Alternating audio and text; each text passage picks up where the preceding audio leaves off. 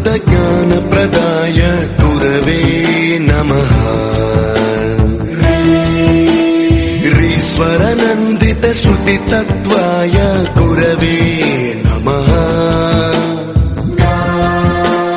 गमगधीभावरसलसिताय गुरवे नमः।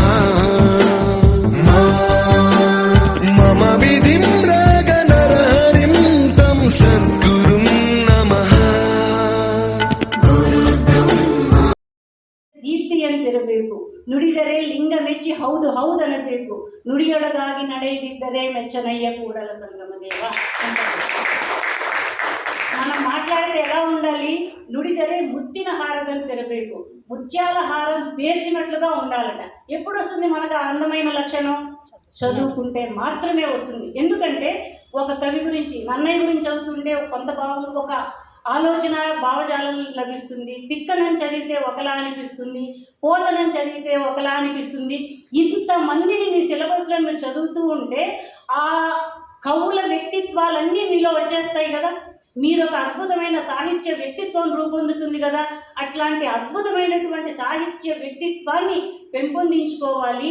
మనుషులందరూ సమానమే అని చెప్పినటువంటి ఒకే ఒక వ్యక్తి, అది 11వ శతాబ్దంలో కులాలు మతాలుగా విడిపోయి విభిన్నంగా ఉన్నటువంటి సమాజంలో అద్భుతమైన భావజాలాన్ని వీరశైవ రూపంలో తీసుకొచ్చినటువంటి వ్యక్తిగా మనం బసవేశ్వరుని చూడొచ్చు. ఇలా చెప్పుకుంటూ పోతే ఎంతోమంది ఉన్నారు.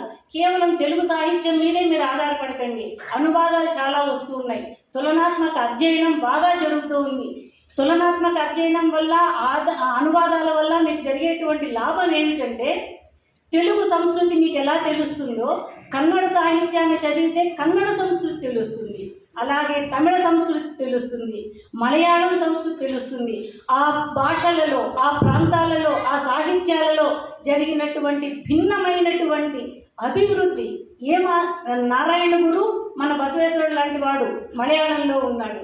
తమిళంలో ఎంతోమంది కవులు, గొప్ప కవులు, సుబ్రహ్మణ్య భారతి లాంటి కవులు ఉన్నారు.